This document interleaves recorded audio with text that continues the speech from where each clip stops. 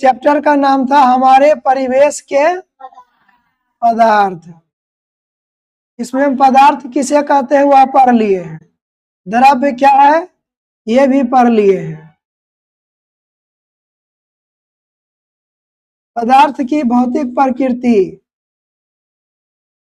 ये सब पढ़ लिए हैं। पदार्थ कणों का बना होता है, पदार्थ के कण एक दूसरे को परस्पर बांधे रखता है, पदार्थ के कणों के बीच रिक्त स्थान होते हैं, है ना। पदार्थों का वर्गीकरण ये कल पढ़े थे, इसमें ठोस के सामान्य गुण पढ़े थे। उसके बाद हम पढ़े थे द्रव के समान गुण।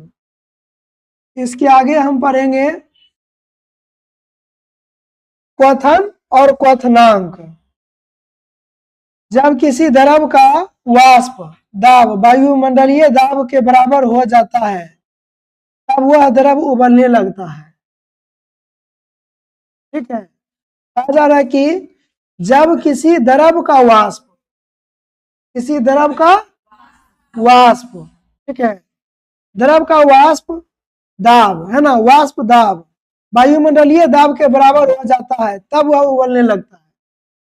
वाष्प दाब वायुमंडलीय दाब के बराबर हो जाता है तो वह द्रव क्या होता है, उबलने लगता है। यहां तक टेक कर लो। कोई द्रव कब उबलने लगता है तो ये आपको लिखना है। आगे, द्रव को गर्म करने पर उसका वाष्प दाब क्रमशः बढ़ने लगता है। द्रव को गर्म करते हैं तो उसका वाष्प दाब क्या होता है, बढ़ने लगता है।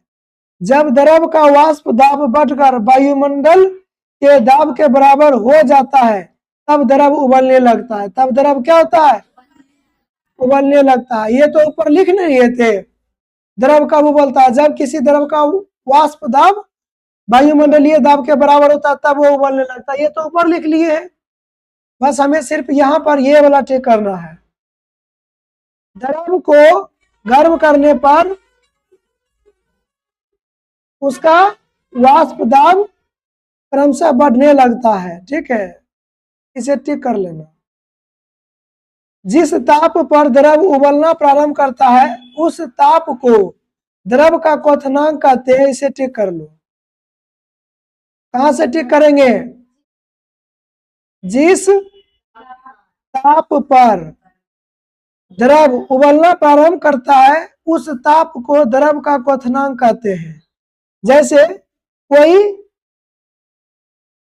बर्तन में पानी को गर्म करते हैं तो पानी उबलने लगता है, तो वह एक ताप पर उबलता है, तो उस ताप को क्या कहते हैं, क्वथनांक। और आगे देखते हैं, और यह प्रक्रिया क्वथन या उबलना कहलाती है। कहने का मतलब जिस ताप पर द्रव उबलता है उस ताप को द्रव का क्वथनांक कहते हैं। ताप को, किसको क्वथनांक कहते हैं, ताप को क्वथनांक कहते हैं। ठीक है, और यह प्रक्रिया मतलब क्वथनांक होने की प्रक्रिया जो होता है ना, उबलने की ये उबलना कहलाती है। यह प्रक्रिया क्वथन या उबलना कहलाती है। यदि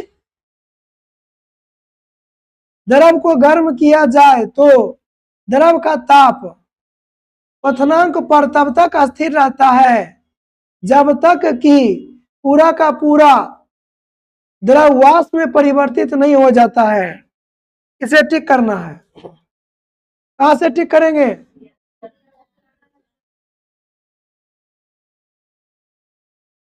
यदि द्रव को गर्म किया जाए तो द्रव का ताप क्वथनांक पर तब तक स्थिर रहता है जब तक कि पूरा का पूरा द्रव वाष्प में परिवर्तित नहीं हो जाता है। समझ में आया। कहा जा रहा है कि द्रव को कब तक गर्म किया जाता है, द्रव को तब तक गर्म किया जाता है जब तक द्रव का ताप, है ना, कहा गया है कि यदि द्रव को गर्म किया जाए तो द्रव का ताप क्वथनांक पर स्थिर रहता है। जैसे कि द्रव का सारा यानी जल जो है ना, सारा जल जब तक नहीं पूरा वाष्पित हो जाता है तब तक उस तापमान उसका तापमान 100 डिग्री सेल्सियस से ज्यादा नहीं होगा। उस पानी का तापमान 100 डिग्री से ज्यादा नहीं होगा। ठीक है, मतलब 100 डिग्री सेल्सियस तापमान तक स्थिर रहता है। जब तक फ्लास्क का पानी यानी बर्तन का पानी पूरा का पूरा गर्म होकर के वाष्पित नहीं हो जाता है तब तक उसका क्वथनांक पर ताप जो है ना स्थिर रहता है। ठीक है, वही चीज यहां पर लिखा गया है। आगे देखते हैं, प्रश्न में ये आएगा, द्रव का उबलना उसके संपूर्ण भाग में होता है। द्रव जो उबलता है ना वो संपूर्ण भाग से उबलता है, पूरे भाग से क्या होता है, उबलता है। और द्रव के भीतरी भागों से बुलबुले तीव्रता से ऊपर आने लगते हैं। ठीक है, तो हम क्या करेंगे, इस पॉइंट को टिक करेंगे। द्रव का उबलना उसके संपूर्ण भाग में होता है, बस यहां तक टिक करेंगे। द्रव का उबलना उसके संपूर्ण भाग में होता है, कहा कि सभी भागों से वह द्रव के उबलना होने लगता है, बुलबुला निकलने लगता है, निकलता है ना भीतर के सभी भागों से। आगे अब है क्वथनांक पर दाब का प्रभाव। क्वथनांक पर दाब का क्या प्रभाव पड़ता है वो देखो। कहा जा रहा है कि द्रव का क्वथनांक वायुमंडल के दाब पर निर्भर करता है। द्रव का क्वथनांक वायुमंडल के दाब पर निर्भर करता है।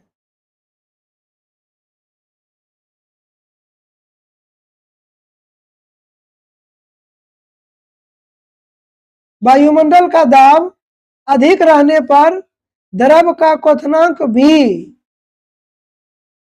बढ़ जाता है। ठीक है, इसे टिक कर लेना है कि द्रव का क्वथनांक वायुमंडल के दाब पर निर्भर करता है, यहां तक टिक करना है। वायुमंडल के दाब पर निर्भर करता है। और उसके बाद उसके नीचे स्टार पॉइंट लिख लेना है। आ गया कि वायुमंडल का दाब अधिक रहने पर, यानी वायुमंडल का दाब अधिक रहता है तो क्या होता है, वायुमंडल का दाब अधिक रहने पर द्रव का क्वथनांक भी क्या होता है, बढ़ जाता है। कहने का मतलब वायुमंडल का दाब ज्यादा रहेगा तो जल जो है द्रव उसका क्वथनांक ज्यादा हो जाएगा कुछ पॉइंट में या फिर ज्यादा। अब इसके विपरीत वायुमंडल का दाब कम रहने पर, वायुमंडल का दाब कम रहने पर द्रव का क्वथनांक भी कम हो जाता है। द्रव का क्वथनांक क्या हो जाता है, कम हो जाता है। इसे टिक कर लेना। ठीक है, आ गया कि वायुमंडल का दाब कम रहने पर द्रव का क्वथनांक भी कम हो जाता है।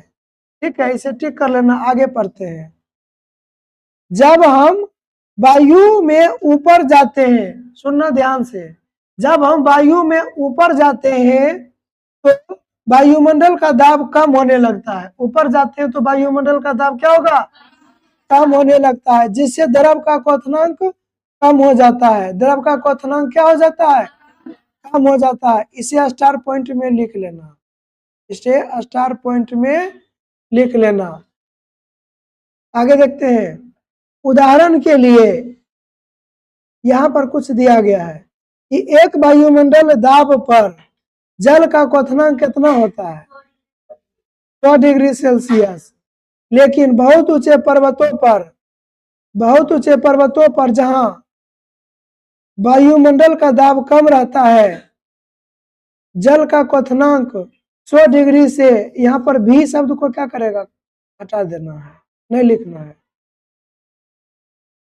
तो जल का क्वथनांक 100 डिग्री से बहुत कम हो जाता है, बहुत कम हो जाता है। इसको कहां से लिखेंगे, बहुत से लिखेंगे। ठीक है, 2 स्टार पॉइंट में से लिख लेंगे उदाहरण के लिए। ठीक है, उदाहरण के लिए एक में लिखेगा एक वायुमंडल का दाब पर जल का क्वथनांक 100 डिग्री सेल्सियस होता है वहीं तक। या दूसरा करेगा, लेकिन के बाद से बहुत ऊंचे पर्वतों पर जहां वायुमंडल का दाब कम रहता है, जल का क्वथनांक 100 डिग्री सेल्सियस से बहुत कम हो जाता है। यहां तक कर लिए ठीक। आगे यहां से स्टार पॉइंट देके लिखेंगे,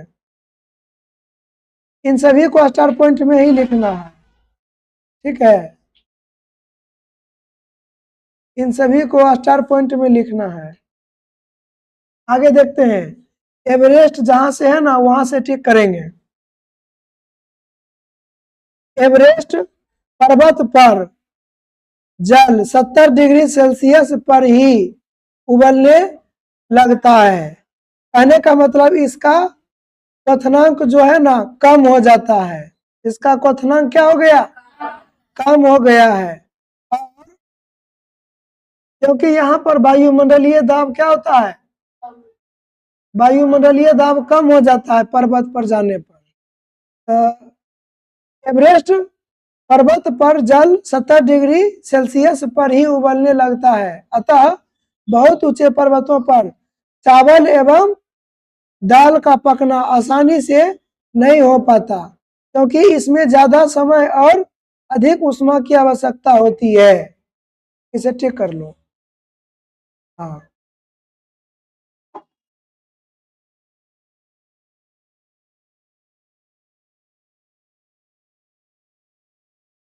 आगे देखते हैं, क्वथनांक पर अशुद्धियों का प्रभाव। द्रव में अशुद्धियों के उपस्थित रहने पर द्रव का क्वथनांक बढ़ जाता है। सुनो ध्यान से, द्रव में अशुद्धियों के उपस्थित रहने पर, द्रव में जब अशुद्धि रहता है ना तो उसका क्वथनांक क्या होता है, बढ़ जाता है। इसे ठीक कर लो। ठीक कर लिए, आगे बढ़ते हैं। जैसे यहां पर देखेंगे क्या कहता है, जल का क्वथनांक 100 डिग्री सेल्सियस होता है। यदि जल में थोड़ा नमक मिला दिया जाए तो अशुद्धि हो गया, जल में थोड़ा नमक मिला दिया जाए तो उसका क्वथनांक 100 डिग्री सेल्सियस से अधिक हो जाता है। उसका क्वथनांक क्या हो जाता है, 100 डिग्री सेल्सियस से अधिक हो जाता है। ये जैसे के रूप में लिख लेना, ठीक। आगे देखते हैं, अब आ गया वाष्पन और क्वथन में अंतर, ठीक है। वाष्पन कहाँ होता है, द्रव के सतह पर होता है। जैसे ये एक बर्तन है, बर्तन के ऊपर यहां तक क्या है, द्रव है। एक बर्तन रहता है ना, तो बर्तन के ऊपर क्या रहता है, इसमें द्रव रहता है ना। तो द्रव के ऊपरी सतह क्या होता है, वाष्पित होता है। वाष्पन द्रव के ऊपरी सतह में होता है। वाष्पन कहाँ होता है, जबकि क्वथन पूरे द्रव में होता है। क्वथन क्या होता है, पूरे द्रव में होता है। बस ठीक करेंगे। यहां से कहा जा रहा है कि वाष्पन के तरफ यह एक स्वतः होने वाली प्रक्रिया है, यह एक स्वतः होने वाली प्रक्रिया है जो सभी तापों पर होती रहती है, जो सभी तापों पर होती रहती है। क्वथन में यह एक निश्चित ताप पर ही होता है, जिसे द्रव का क्वथनांक कहते हैं। मतलब क्वथन जो है ना वह एक ही ताप पर होता है, एक निश्चित ताप पर होता है ना, जिसको उबलना कहते हैं। 2 नंबर, यह द्रव के सिर्फ ऊपरी सतह पर ही होता है, द्रव के भीतरी भागों में नहीं। अभी बताए थे ना। जबकि 2 नंबर में देखो, क्वथन जो है संपूर्ण द्रव में होता है, जिसमें भीतर, द्रव के भीतर भागों से क्या होता है, बुलबुले आने लगते हैं। 3 नंबर, वाष्पन में ठंडक उत्पन्न होती है, वाष्पन में ठंडक उत्पन्न होती है, जबकि क्वथन में ठंडक उत्पन्न नहीं होती है। क्वथन में ठंडक उत्पन्न नहीं होती है। इसे ठीक कर लें, वाष्पन और क्वथन में अंतर। ठीक है,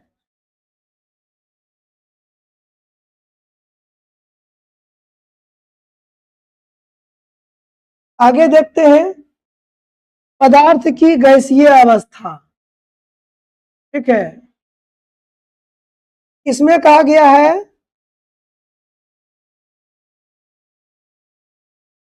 गैसों में अंतराणुक बल बहुत कमजोर होता है तथा अंतराणुक स्थान बहुत अधिक होता है। अतः गैस के कण पूर्णतः स्वतंत्र होकर समस्त उपलब्ध स्थान में इधर उधर गमन कर सकते हैं। इसे ठीक कर लो पहले। हाँ, ये गैस अवस्था के बारे में है। कल जो है ना थोड़ा सा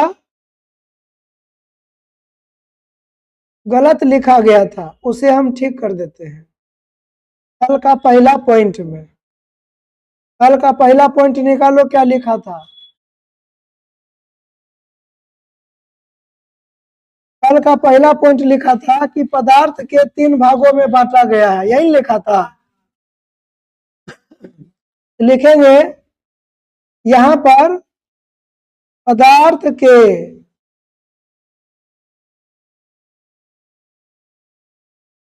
मुख्य रूप से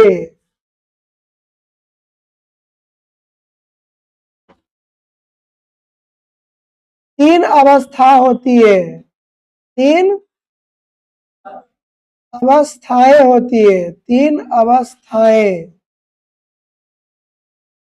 3 अवस्थाएं होती है। ठीक है, पदार्थ के मुख्य रूप से कितने अवस्था है? 3 अवस्था है, लेकिन आपको 4-5 भी अवस्था पढ़ने को मिलेगा। ठीक है, तो पदार्थ के 3 अवस्था है, एक में है ठोस, 2 में है द्रव और 3 में है गैस। 3 में क्या है? गैस है। ये आपको लिख लेना है। अवस्था था, भाग नहीं था। भाग की बात किया जाए तो द्रव के मुख्य रूप से 3 भाग ही होते हैं, तत्व यौगिक मिश्रण। तत्व यौगिक मिश्रण 3 भाग होते हैं, तत्व यौगिक मिश्रण। ठीक है, और ये भाग नहीं था, ये क्या था? अवस्था। मतलब एक ही पदार्थ का अवस्था, मतलब उसके रूप बदल जाना। ठीक है,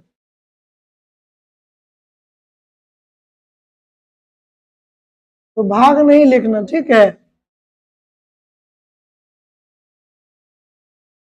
आगे देखते हैं पदार्थ की गैसीय अवस्था। इसमें ठीक कर लिए थे। आगे देखते हैं गैस के सामान्य गुण। 1 नंबर में गैस की ना तो कोई निश्चित आकृति होती है और ना कोई आयतन। ठीक है, इसका ना तो आकृति निश्चित होता है और ना ही आयतन निश्चित होता है। क्यों? तो इसका वजह नीचे है कि इसे जिस बर्तन में रखते हैं उसी का आकार ग्रहण कर लेता है, आयतन और द्रव दोनों में। ठीक है, उसी का आयतन ग्रहण कर लेगा और उसी का आकार ग्रहण कर लेगा। ठीक है, क्यों? क्योंकि क्योंकि इसके कणों के मध्य अंतराणुक आकर्षण इतना कमजोर है, अंतराणुक आकर्षण बल जो है इतना कमजोर है कि वह अपने कण को जो है ना, मतलब बांध करके नहीं रखता है, इधर उधर स्वतंत्र पूर्वक से गमन करने देता है। 2 नंबर, 2 नंबर में ठीक करेंगे, सिर्फ रेड वाले में ठीक करना। ठीक, द्रव एवं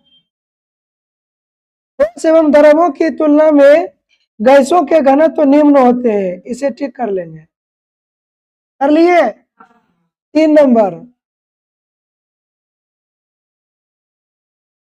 सामान्य वायुमंडलीय दाब पर, सामान्य वायुमंडलीय दाब पर किसी गैस के द्रवनांक और क्वथनांक कमरे के ताप से कम होते हैं। इसे ठीक कर लो।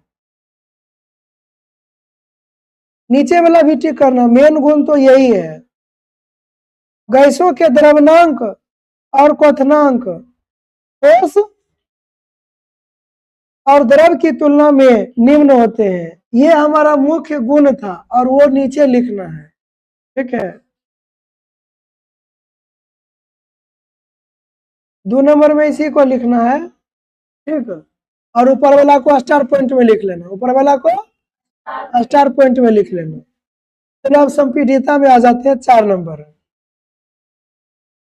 गैसों की संपीडियता बहुत अधिक होती है। सुनो, संपीडियता मतलब गर्म करने पर बहुत फैल जाता है ना, या फिर उसमें दाब डालने पर सिकुड़ जाता है ना। दाब डालने पर सिकुड़ जाता है, ठीक है। ये ठंडा करने पर ही फैलेगा। देखो, गैसों की संपीडियता बहुत अधिक होती है, इसे ठीक कर ले।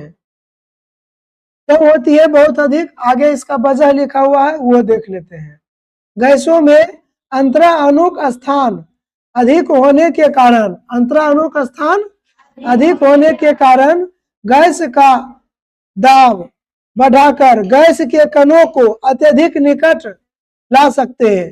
गैस के दाब को बढ़ा करके उसके कणों को अत्यधिक निकट ला सकते हैं, और दाब घटाकर मतलब गैस के दाब को घटाकर उन्हें एक दूसरे से बहुत दूर भी किया जा सकता है, ठीक है।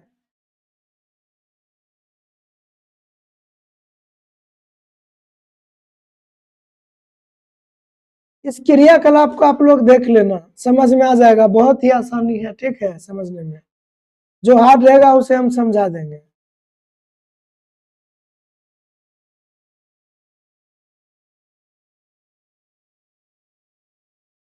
यहाँ पर थोड़ा सा पढ़ लेते हैं अस्पताल वाला, ठीक है।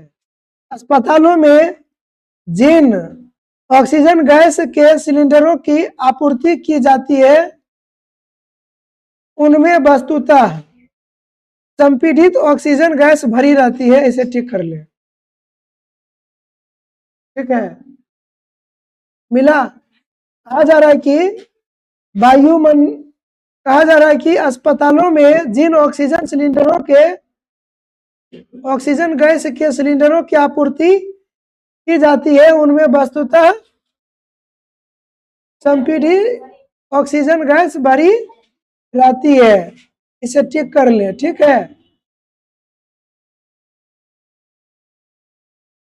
आगे इसी प्रकार संपीड़ित प्राकृतिक गैस जिसको सीएनजी कहते हैं, कंप्रेस्ड नेचुरल गैस, आजकल स्वचालित वाहनों में ईंधन के रूप में व्यापक रूप से व्यवहृत मतलब व्यवहार होने लगी है। इसके कार्यकलाप से वायुमंडलीय प्रदूषण में कमी आती है। मतलब सीएनजी गैस का जब उपयोग करते हैं वाहन चलाने के लिए तब वायुमंडलीय प्रदूषण में कमी आती है, ठीक है। सीएनजी गाड़ी देखा है ना, जो टेम्पो के रूप में रहता है। चलिए आगे देखते हैं, इसे ठीक कर ले, ठीक है। इसको रटने की आवश्यकता है। अब सीएनजी गाड़ी सबको देखता है, सबको पता है कि धुइयां नहीं देता है और वो प्रदूषण नहीं करता है, सबको पता है कि सीएनजी गैस वाला गाड़ी है ना। तो बस इसे सिर्फ लिख लेना है ध्यान में रखने के लिए। अगला पॉइंट 5 नंबर, ठीक है। कहा जा रहा है कि ये हम पढ़ रहे हैं पदार्थ के गैस अवस्था के गुण, और तुम लोग क्या पढ़ रहे हो तीनों? तुम लोग क्या पढ़ रही है? कुछ पढ़ रही थी तुम तीनों, बोल के आगे देखो।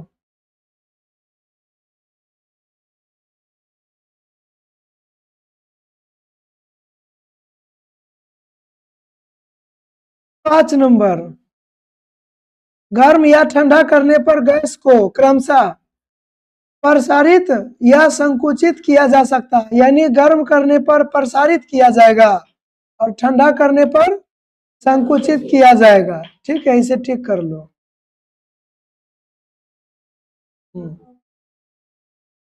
अब देखो, ध्यान से, नीचे क्या लिखा हुआ उसे पढ़ लेते हैं। कहा जा रहा है कि गैस को गर्म करने पर उसके कणों की ऊर्जा बढ़ जाती है। गैस के गर्म करते हैं क्या होता है, उसके कण की ऊर्जा बढ़ जाती है। फलता गैस के कणों का वेग बढ़ जाता है, इससे गैस के कणों का वेग क्या होता है, बढ़ जाता है और वे तेजी से गमन करने लगते हैं एवं एक दूसरे से दूर भागने लगते हैं। ठीक है, आ रहा समझ में? इससे गैस का प्रसार होता है, अर्थात इसका आयतन बढ़ जाता है, यानी गैस को गर्म करने पर उसका आयतन बढ़ जाता है। इसे स्टार पॉइंट में लिख लेना। क्या लिखोगे, गैस को, लिख लो कहीं स्टार पॉइंट में, गैस को गर्म करने पर उसका आयतन बढ़ जाता है। गैस को गर्म करने पर उसका आयतन बढ़ जाता है, और इसी में दूसरा लिख लेना है।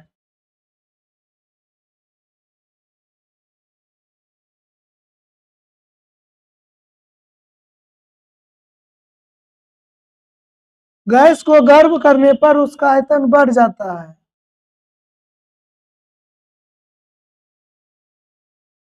लिख लिए?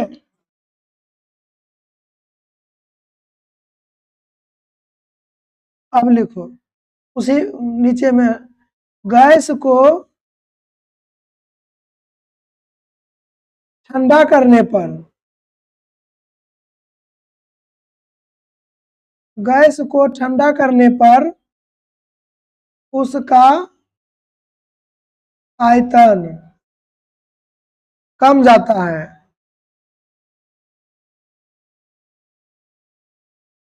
यानी आयतन घट जाता है, घट लिखना, ठीक है, यहाँ पर आयतन घट जाता है।